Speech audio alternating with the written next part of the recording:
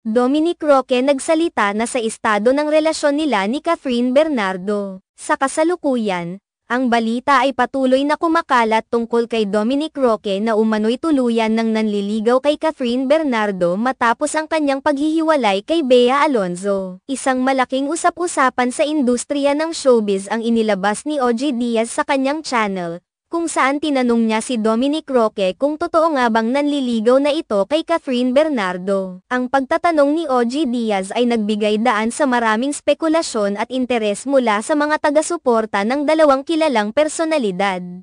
Batid ng karamihan na matagal nang magkaibigan sina Dominic at Catherine, kasama ang dating nobyo ni Catherine na si Daniel Padilla. Ang samahan ng tatlo ay kilala sa industriya bilang matatag at masinsinan. Sa mga nakaraang mga pagkakataon, napansin ng publiko na laging magkasama sina Dominic at Catherine, at madalas na rin siyang imbitado sa mga pribadong pagtitipon ng pamilya ng aktres. Ang pagkakaroon ng malapit na ugnayan ni Dominic Roque at Catherine Bernardo ay nagdudulot ng malaking interes sa kanilang mga tagahanga at sa buong industriya ng showbiz. Maraming nagtatanong at umaasa kung saan patungo ang kanilang samahan, habang ang ilan naman ay nagpapahayag ng kanilang suporta sa posibleng pag-usbong ng kanilang pagkakaibigan patungo sa mas malalim na ugnayan. Sa kabila nito, hindi pa naglabas ng opisyal na pahayag ang kahit sino sa dalawang personalidad tungkol sa estado ng kanilang relasyon. Ang kanilang katahimikan sa publiko ay patuloy na nagpapalakas sa misteryo at intriga sa paligid ng kanilang pagkakaibigan. Ang pangyayaring ito ay hindi bago sa mundo ng showbiz, kung saan ang mga personal na buhay ng mga artista ay patuloy na pinag-uusapan at pinagkakaguluhan ng mga tagahanga at kritiko.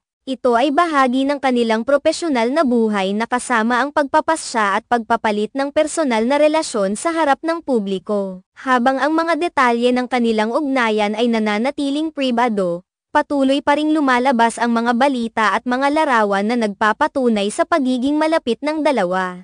Ang pag-uusap sa kanilang posibleng pagtutuluyan ay nagbibigay daan sa mga tagahanga upang magkaroon ng pag-asa at mangarap na maaaring maging totoo ang mga alingaw-ngaw ng pag-ibig sa likod ng kamera. Sa panahon ngayon, ang pagkakaroon ng ganitong mga balita ay hindi na bago. Subalit patuloy pa rin ang interes at pagtangkilik ng mga tao sa mga kwento ng pag-ibig at kasiyahan sa buhay ng kanilang mga iniidolo. Ito ay bahagi ng pagiging pampublikong personalidad na kailangang tanggapin at pagtuunan ng pansin sa tamang panahon. Sa makatuwid, ang kasalukuyang estado ng ugnayan nina Dominic Roque at Catherine Bernardo ay nananatiling isang malaking palaisipan sa mga tagahanga, habang ang kanilang pagtutuluyan, kung mayroon man, ay patuloy na magbibigay ng inspirasyon at kasiyahan sa mga sumusubaybay sa kanilang mga karera at personal na buhay.